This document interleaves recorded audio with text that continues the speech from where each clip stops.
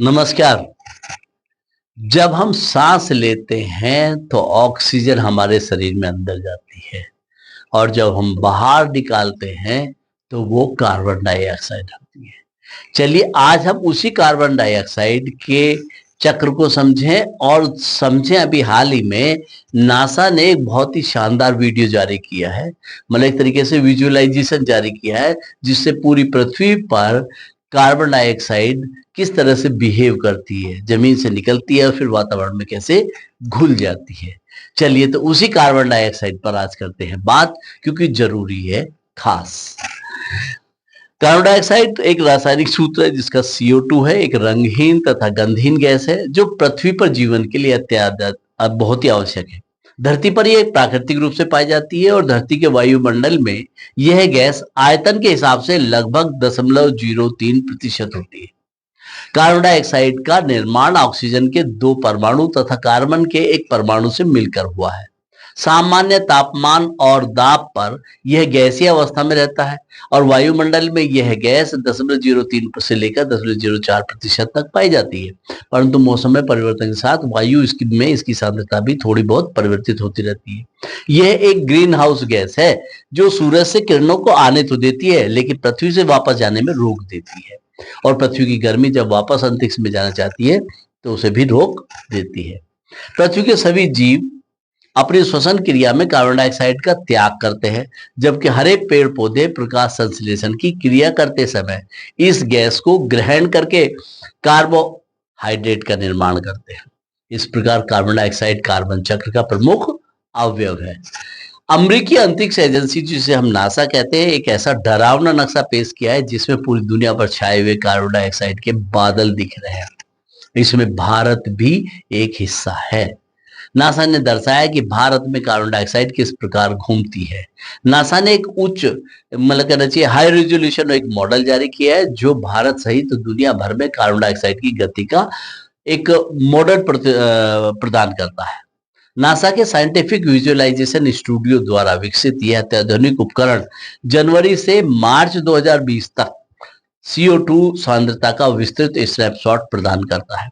Super computer की शक्ति का लाभ उठाते हुए यह मॉडल जमीनी अवलोकनों और उपग्रह उपकरणों से अरबों डाटा को बिंदुओं को एकत्रित करता है ताकि एक ऐसा मानचित्र बनाया जा सके जो पारंपरिक मौसम मॉडल की तुलना में 100 गुना अधिक सटीक हो सके।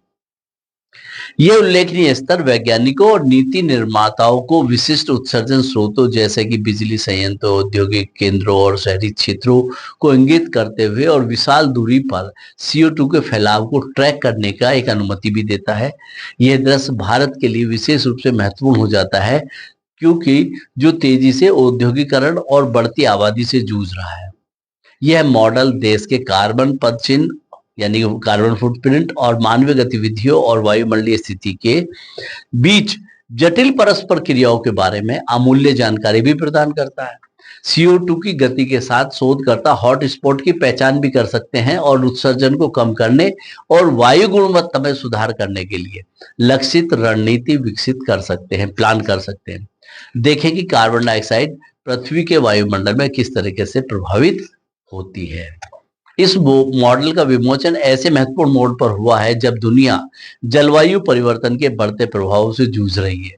नासा के डेटा से ग्रीन हाउस गैस उत्सर्जन को कम करने के लिए वैश्विक कार्रवाई की तत्काल आवश्यकता पर बल भी मिलता है। दुनिया भर में CO2 उत्सर्जन का यह दृश्य आगे आने वाली चुनौतियों का दर्शाता है और कम कार्बन वाले भविष्य में संक्रमण के लिए सहयोगी प्रयासों का महत्व को भी दर्शाता है। तो इस प्रकार से ये दर्शा तो दिया है इसने, लेकिन एक बात हमेशा ध्यान रखनी चाहिए, अमेरिका कभी भी अपने डाटा नहीं देता, दुनिया के ही डाटा देता है, दुनिया के ऊपर ही एनालिसिस करता है। अपने क्यों नहीं देता? इसका मतलब अपने डाटा को अपने तरीके से इस्तेमाल करता है, तो कोई दिक्कत नहीं है, ये इस तरीके के करता है। लेकिन इससे के बहाने से एक चीज अच्छी होती है कि हम लोग पेड़ ज्यादा लगाते हैं क्योंकि वो कार्बन डाइऑक्साइड का उपभोग अधिक से अधिक कर लेते हैं, क्योंकि हम तो कार्बन डाइऑक्साइड छोड़ते हैं, पैदा करते हैं, प्रोड्यूस करते हैं और पेड़ पौधे कार्बन डाइऑक्साइड को लेते हैं।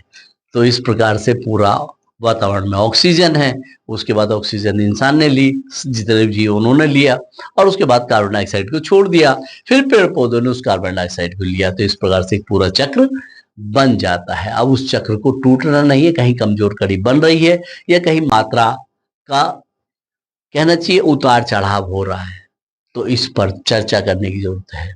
और यही चर्चा का कारण है कि ये वीडियो सामने आया है।